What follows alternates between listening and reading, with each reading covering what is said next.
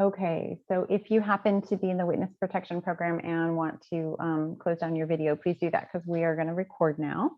And this session is just really around sharing some leading practices. Some of you, as you shared in the introductions, have been to ASCO before in person, and some of you participated virtually last year.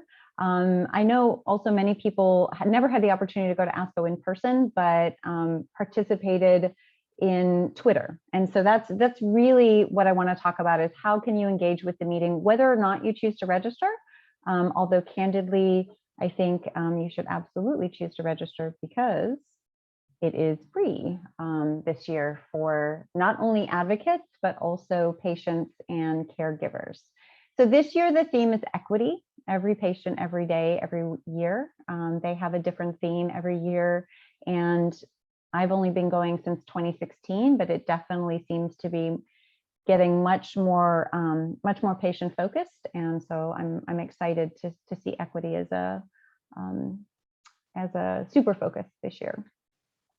So we are talking about ASCO, the annual meeting, and you heard a couple of people in the introductions talk about things like GI ASCO. There are smaller meetings that are very specifically focused on types of cancers or areas of cancers. This meeting, for those of you in the breast cancer space, is never very heavy in groundbreaking breast cancer results. That's typically what comes out of SABCS or San Antonio Breast Cancer Symposium. That said, there is a big metastatic breast cancer session on the very first day. So there's good stuff. And the poster sessions, I think, are always very, very valuable. ASCO starts tomorrow. So if you haven't registered and want to register, there is an email in the Advocate Collaborative group that kind of gives you some instructions. If you don't want to register, but you are on social media platforms, specifically Twitter is where they tend to be most active. It starts tomorrow and it goes through the 8th. And because we are still kind of dealing with COVID or the aftermath and still COVID, it is only virtual this year. So it's not a situation where people are going to be in the room and then you're going to be hanging on the outside. So wherever you have Wi-Fi, outside, from your bed, from your desk, from Hawaii. Why? This is just the annual sharing of clinical research. This is really important because we've talked about AACR before and the American Academy of Clinical Research, cancer research, not clinical research. This is much more what's being delivered to patients. So it's less bench and more really affecting our communities and ourselves if we're in that space. It is for oncology professionals. And that said, I feel compelled to break out advocates because a lot of advocates will go and feel like it's too high level for them. They can't understand, but it is important to know that you have been invited. ASCO has invited advocates to attend. They've waived the registration, and this year they've actually invited people who don't identify as advocates, but people who have had cancer or who support others who have cancer to attend. And then obviously this is just virtual. And again, if you don't want to register for the meeting, you don't have to. And there's plenty of ways to engage with social media. All right. So way number one, attending the meeting. You can review the schedule, search the abstracts, build a day, and show up. It's really, really that simple. I'm gonna, after I get through a couple of these slides, we'll go to the website and I'll kind of show you how to navigate it. This year there is not, and somebody correct me if I'm wrong, but I do not believe that there is a mobile app. Usually when we're there in person, there's also a mobile app and we can kind of build our schedule. Here you can identify the abstracts that you're interested in and build a collection, and that can kind of help keep you up to date or focused.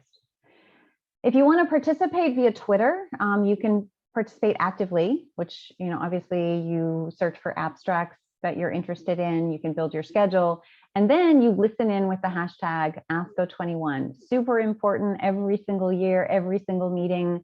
Now that we're in the 2000s, people do ASCO 2021, but it's ASCO21 is the hashtag. So try to perpetuate that. And then if you don't want to, if you want to engage, that is also the hashtag to engage with, but don't feel compelled. You can just listen in and observe and learn. And I think that's one of the beauties of Twitter, is that it can be very, very passive. So if you just want to follow ASCO 21 and learn and pull information down, that's a fine way to do it. You've already heard in introductions some people offering some tips and tricks, and really I'm hopeful that after this we can have a really robust dialogue about it. But just very, very generally, if you're going to attend the meeting, just prioritize.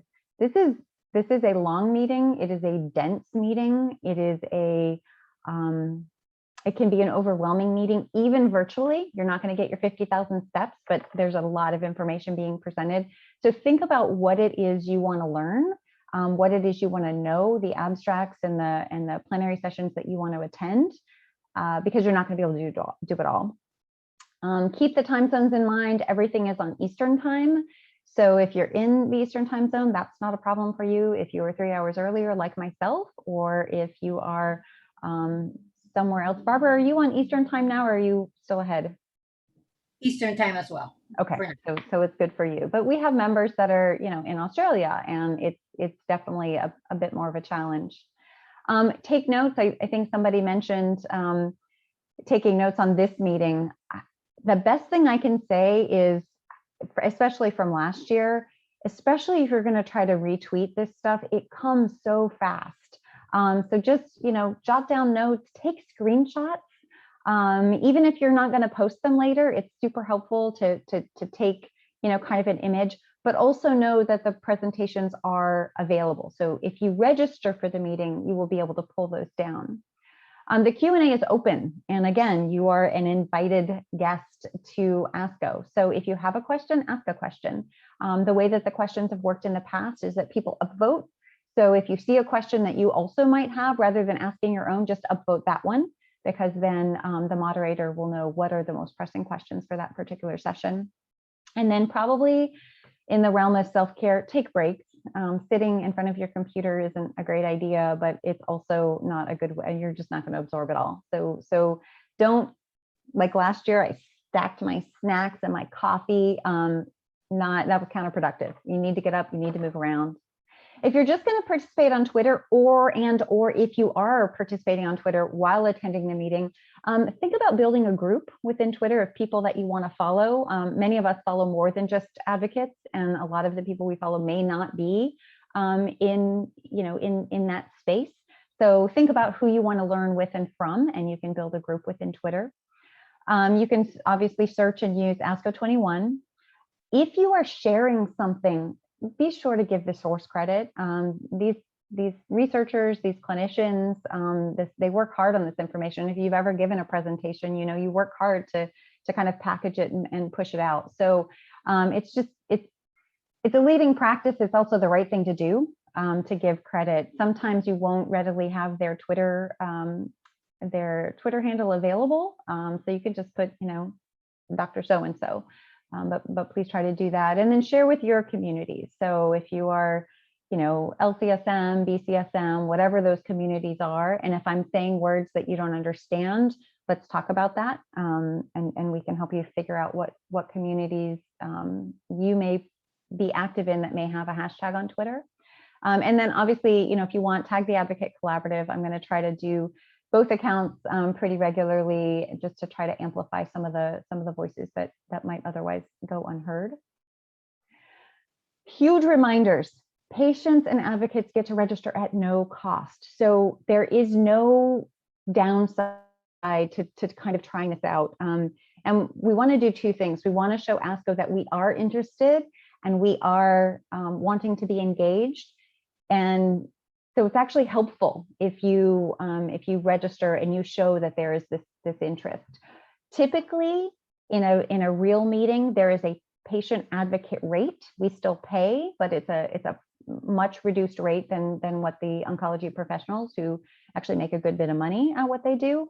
So it's super important. And if you can register, then please try to do so. schedules on the Eastern time zone. The abstracts are open now. So I don't know, some of you may have been able to start to dig through those, but you can kind of see and look and decide what you want to see when you want to see it. The presentations are all recorded. So the Q&A though is live, and the panel kind of discussions are live. And then obviously all the recordings are going to be available post-meeting. So don't completely wear yourself out. Biggest things I would love, especially for those of you who are a little bit uneasy or a little bit unfamiliar with participating in meetings like this, especially online, is you absolutely belong. We have been invited. I know that sometimes you walk into literally a room full of oncologists and researchers, and you definitely feel a power differential. If you've ever been to ASCO, it actually doesn't feel as much like that for a variety of reasons. But online, we have an even playing field. So definitely feel like you belong. I think it's super important to remember, and I'm not going to tell anybody how to do, you do you, but it's important for me to kind of keep at the forefront that we're a team, but we also have very diverse perspectives. So you are going to hear language that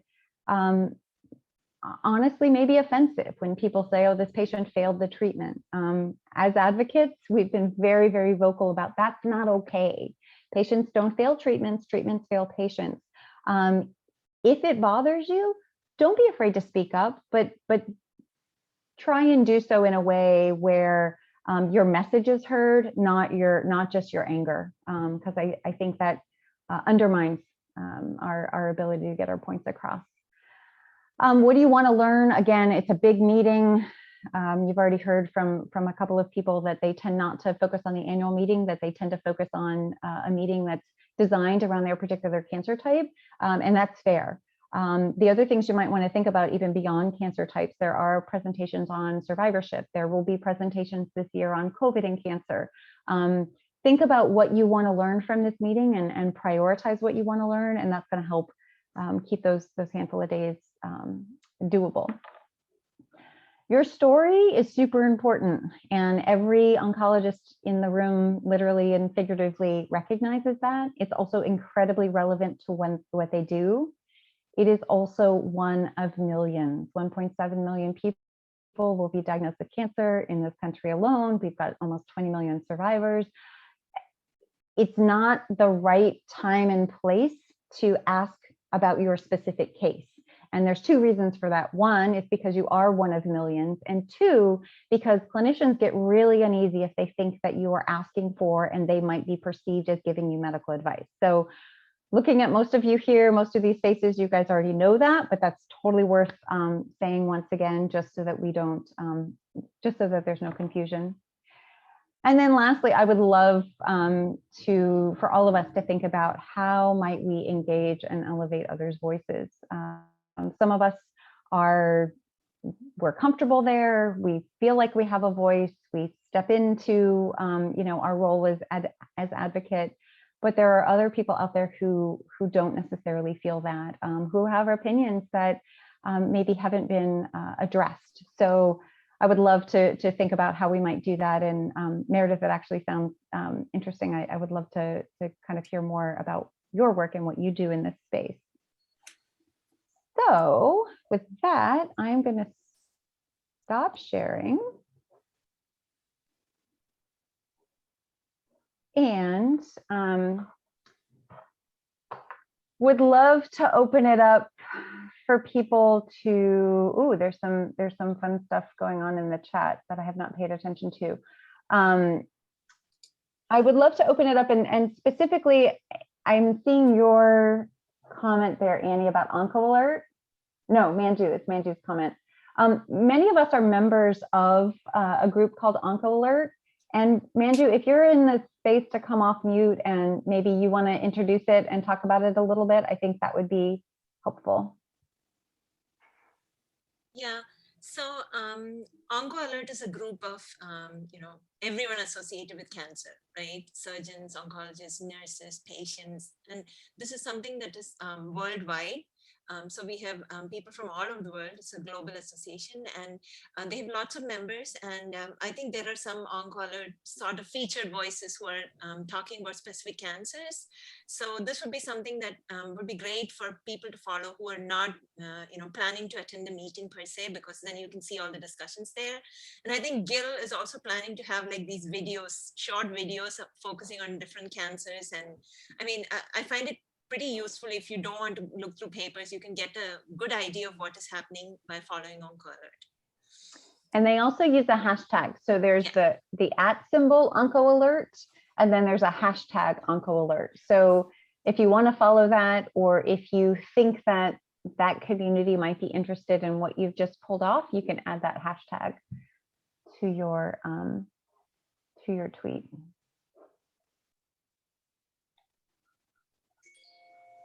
Oh, Janet's got one.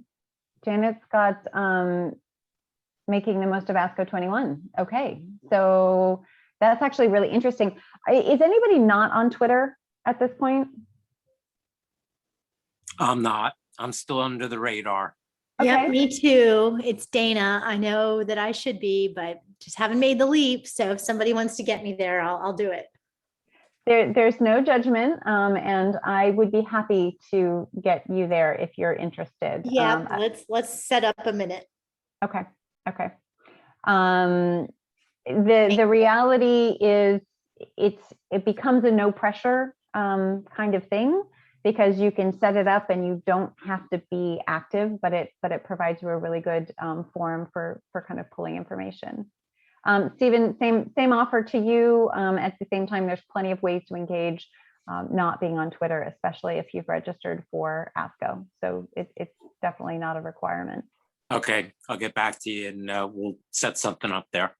Okay, sounds good. And I just want to add too, if you are, want to go on Twitter, that there is absolutely, I would not worry so much about tweeting during the conference. I think, if you're new to Twitter, the best thing to do is, plenty of people will be tweeting, right? So the best thing to do is follow those who are.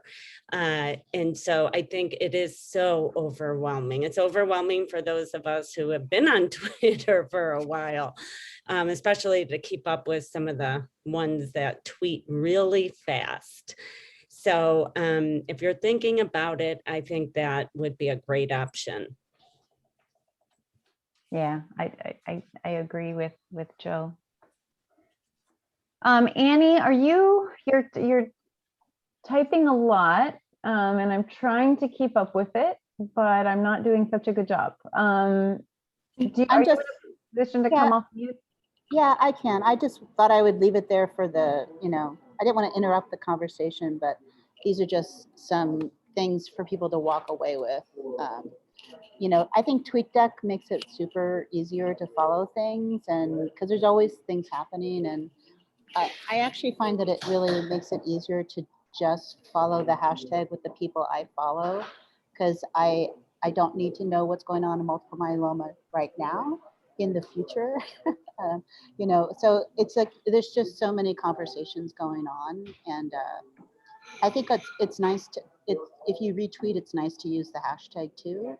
And then I do something. There's so much going on that, and I think I've probably done this to Jill or Ivy's post. Is that if it's really something special, I actually will retweet it and schedule it for the end of the day or the next day, because I don't want it to get lost in the noise. And it's sort of a stupid thing, but I using the scheduler for retweeting or tweeting your thing, just can, people are mostly offline by 3 p.m. So, and people are online at way too early for us Pacific Coast people. So people think I'm awake and I'm just scheduling a tweet. So anyway, the tweet decks are pretty cool. And then I have a list for the ACE patient advocates that were, the people who were joined early. I could add people's names if people wanted to follow each other. But I put together a list for CRC oncologists. It's pretty easy to put together a list. And actually now when you put together a list, the people that you add to it know about it. And more people are really complimented if you add them to a list, especially if it's like early career oncologist. or from another country, like it's really a big deal to just even be part of that list, that, they seem to have something to say. Why should I curate it only to the people who are the leaders in the CRC? Thanks, Annie. What Annie is talking about, again, for the couple of you that might not be familiar with Twitter, is you can actually create a list within Twitter and put people on it.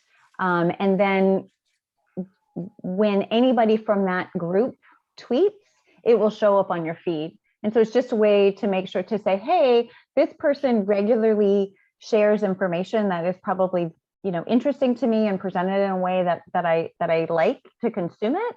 And so when you add them to that list, then they show up in your feed. Stacy, can you get a Tweetdeck up and show us how to do that? Because I've wiggled my way through, but it's like, man. I am not a fan of Tweetdeck. I can probably do that because I definitely have It sounds so easy. It's really not. It's super great when you've got multiple accounts, and before Twitter allowed you to be able to manage that kind of in the platform. I do like it on the mobile because it makes things easier on the mobile, but on the laptop, on the computer, I'm not a fan. If you go to the left-hand column, you can just add a column whenever you want. The hardest part I find is that the notifications, you sort of have to switch back to Twitter to actually read your notifications. But and then just figuring out which hashtags you want to follow, because there's some conferences where people will never figure out the right hashtag. So there have been conferences where I've had 2 different hashtags going to just sort of capture the thought. Or you might just want to have it be in lung cancer or in pancreatic cancer, and you just want to follow your normal people that you would follow, or who I think using the hashtags for the different cancer subtypes is so important, because there's you can follow notifications also. So when I'm in different chats, I really like using the Tweetdecks, because then you can follow multiple chats and respond and reply, and it shows up. So the way that this has is my home, my notifications, and my messages, and then I don't have the other. I was going to see if I could pull up Advocate Collaborative, but I don't want to go through the process of putting that on right now. I don't like this format, so I tend not to use it. But a lot of people do. So if that works for you, there is something called what is it called, Janet? IO Tweet Chat. You know that one? I'm going to pull up another one. tchat.io. And that allows you to follow tweets from a particular hashtag. However, I will say that it's slow, it drops tweets, and it does not allow you to see the full 280 character tweets. It only goes 140. So LCSM, for lung cancer social media, for those of you who don't know, has a tweet chat that goes super fast. And so a lot of times I will use this just to kind of keep up. But like Janet just mentioned, it has not yet expanded its character count. So the nice thing it does is it allows me to see, everything. I don't know what I just did, but I'm gonna stop sharing because I don't know what I'm doing now. But it allows me to see everything with that hashtag kind of in real time until it like gets slow and peters out. But then if I type in it, it will automatically add the hashtag. Honestly, early days, that was important for me because I get so excited about responding that I would forget to add the hashtag. But again, there's a variety of things out there. I find just using Twitter, and I don't know if that makes me sound old and like a late adopter, but just using Twitter is kind of all my head can handle. In addition, because I go between a couple of handles, I obviously run the Advocate Collaborative handle too. I need that separation to make sure that I'm tweeting for the right thing, because otherwise I'll be liking all kinds of stuff that maybe the Advocate Collaborative wouldn't like. And so now we see, Stacy, from all the questions that we need a training. Those of us who just go to Twitter and tweet 3 times a year and just at least I get to see what people say. But when people say they're going to have a Twitter conference or thingy, I have never figured that out. So anyways, just to add to the list of this group training, it could be that, please. So I have offered that, and I'm still absolutely willing to do that. I just get hesitant about, I don't want people to feel like they need to jump on Twitter. There's plenty of ways to be an advocate without Twitter, but yes, Barbara, I will schedule that, and we'll just make it an off session thing, and that way people can figure it out. Super quickly, I also want to share so this is the ASCO site.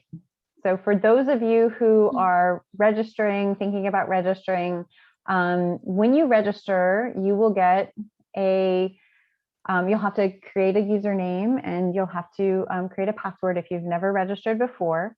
And they'll ask you if you want to join. But then once you log in, then you can see the program, you can look at continuing education, there's all these things. This is the meeting library. This is where we would search abstracts. And so if you've never gone through this before, this is huge, right? There's almost 4,600 abstracts found for this particular meeting. You can filter them, and it makes life a lot easier. You can certainly type in something like pancreatic cancer, and that will put, make the options smaller as well. But if you look here, these are the tracks. And so, for instance, if you're specifically interested in disparities and health equity, you can click this and apply it. And now it's going to show you the 3 results that are, those are all education sessions too, I guess I can't, that are focused on disparities at the ASCO session. That's actually pretty sad that there's only 3 of them, but there you go. I'm gonna undo this one, clear them all, and then show you that there are different types of presentation. So publication, poster discussion, oral abstract, clinical science symposium, plenary, and education system. So again, if you say, I would just want to look at all the posters, you can apply that. There's over 1,900 posters that you can go through. And then maybe that's a good place where you say, I want to look at multiple myeloma. Stacy? Yes, ma'am. This is Janet. This is they did something different this year that they hadn't done in the past. They have a schedule of the sessions that are going to be broadcast that there. But all the other things, they're still videos, and they're all going up on Friday morning. Yep. All the posters. If you haven't, so I'm sharing you right now the broadcast schedule, which I think is super helpful to kind of plan your day. Again, these are all in Eastern time, so depending on where you live, you want to take careful note. But like Janet just mentioned, all of the posters won't just be the poster that you have to look through. They'll actually have the presenter, because normally in a poster session at a live meeting, there would be a time that poster would be presented, and the individual responsible for explaining that poster would be standing next to the poster, and you'd be able to ask questions and engage. All of those are going to be recorded. Stacey, I don't think so. I think only the ones that are discussed posters are going to have videos. At least all the posters are up, but I don't think they all get video. Oh, bummer. Okay, well then you might know better than I. I thought they were going to do the videos again. So those are only the poster discussion sections. Is that what you're saying? That's what I think. It's hard to tell. And I think there's on-demand sessions that are pre-recorded that will become open, and those tend to get neglected. So try to go back and look at those. GI ASCO, what they did was that when you presented a poster, you could either have slides or a video. Yep. So I think it might be possible this time too, that you could have like a video presentation of the poster or just the poster itself. Yeah, I haven't actually gone and looked because I don't think the posters are available yet. Yeah, they are. And they are. so I pulled them up. There are this year some real posters like the PDFs that you'd put up on the wall. Mhm. So And that's no explanation about them, no video associated. no, it doesn't say anything bummer. about there being a video. That's why I think they've changed it. So great segue. If you have not already registered for a grasp session, that is a great opportunity to get your own personal little walkthrough with a poster, but it's better than just a walkthrough because you will be assigned a researcher. You will be assigned a mentor, and Janice mentioned that she's gonna mentor for some posters this time. And then there'll be a smaller group of people. And what will happen is that poster, you'll join a session much like this. That poster will be brought up. The researcher you'll introduce yourselves and everything. The researcher will help orient you to what that poster is actually saying.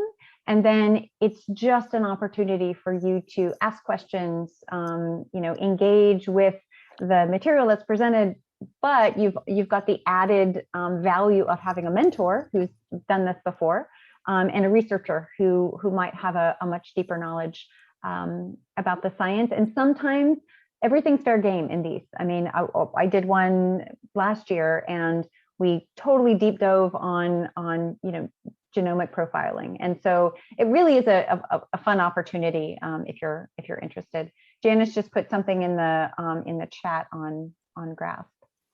Yeah, we're doing it for the first time this year. So we have 4 sessions, and I'm a mentor in one of them. So we have 2 posters in each session, and we have 4 clinicians in each of them. And then Julia is trying to get all the poster presenters to also join. So this is our first time, so we are kind of thrilled. It's going to be amazing. Yeah, I'm kind of looking forward to it. It's going to be amazing. All right, we only have a handful of minutes more. Hey, Stacey, do you want to talk about Clubhouse? Manju wants to talk about Clubhouse. I am not on Clubhouse, so go crazy, Allison, Clubhouse. Who else? Allison, you're on, right? How was the experience? I absolutely love it. I'll probably do more of it after, or do more of it for this meeting. But after AACR, a lot of the clinicians or other people would say, join us in Clubhouse for another discussion. And essentially you get to talk to these people. Clubhouse is another platform, guys, if you're interested, but it's not visual. It's only audio. Now, can you hover, not say anything? I think Emil Lou had invited for ASCO, and I was scared to join because I am not like a brave person. You don't have to talk at all. You can just listen. And you can be in your pajamas. You can be cooking. You're muted the whole time, unless you want to be brought up to the stage is what they call it. If you have a question, you can be brought up to the stage and answer anything or ask anything. But essentially, sometimes I'll be getting ready in the morning, and if there's a Clubhouse session that I'm interested in, I'll listen to it. I think I have quite a few invitations left. So if anyone wants to be on Clubhouse that isn't, just let me know and I can send you an invite. Because you have to be stupid. You have to be invited, and you have to have an iPhone too. iPhone. Yeah. Yeah. Allison sent me one, so okay. I don't know if I have anything. Is there a time you have to reply, accept, whatever? I don't think so, but I do need everyone's. In order to send a invitation, I need your cell phone number. So, Manju, if you'll just message me your cell number. Yeah, I will do that. Annie, hold on 1 second. Breaking news. Annie, it's for Android now too? Yep. So I thought somebody said you could do that. It's you can search for oncology, and there are people who do oncology things. Emil Lou has cancer seller. There's a new immunotherapy one that somebody posted, that a really good prominent immunotherapist that I'm going to try to follow. But you can also just search for oncology per se, and then in Twitter, I'm still using Twitter to search for Clubhouse posts, and there's some that are showing up, and I think there's going to be a lot of day of kind of thing.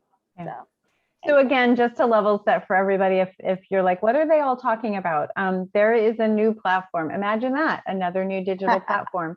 This one is amazing because it actually takes us back to like 1980, where we could only talk by phone, and it was like a big, conference call, which I think we all hated. But evidently, what is old is new again, and Clubhouse allows you, much like Twitter Spaces, allows you to communicate with audio. And as Allison mentioned, it's only on your phone, so you can't do it from a laptop.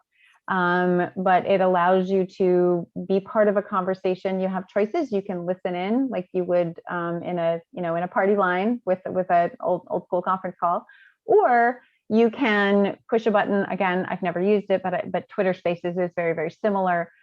Push a button that says, "Hey, I want to say something," and then your mic is turned on. And the reason this is important is because what we're seeing is it being used as another way for individuals to interact with each other in the oncology space. And a lot of people are setting up these Clubhouse conversations, much like a tweet chat. There's a topic, there's a time, it is synchronous as opposed to general Twitter, which is asynchronous. So if you're interested, Allison says she's got some invites, and for those of you who aren't on Twitter, that might be an interesting way to try to engage. Yeah, and I got invited, so I'm on, and she put me in. So evidently there's the HEMONC Club has like over 300 people on it, all the hematologists, oncologists. So I think that's like the main club that a lot of oncologists belong to. But again, for all of you just kind of freaking out about platforms, there is no required platform to advocate. If you say, I'm never joining Twitter, I'm never joining Clubhouse, and I'm only on Zoom because of COVID, that's okay. Like whatever is working for you. All right, it is. Can I just say, there was a really good comment in the chat of, we can always just form a Facebook group where it's much easier to search for all this stuff and talk and have private conversations. So, maybe the next time. we can. Annie, and I think we've talked about this before. Private and Facebook are diametrically opposed. And I'm happy. Honestly, I'm on Facebook, personally, and I do some advocacy there. But I'm also very sensitive to the fact that just because it's a private group doesn't mean it's private. But if we want to set it up, and Annie, you want to engage in it, I'm happy to do that.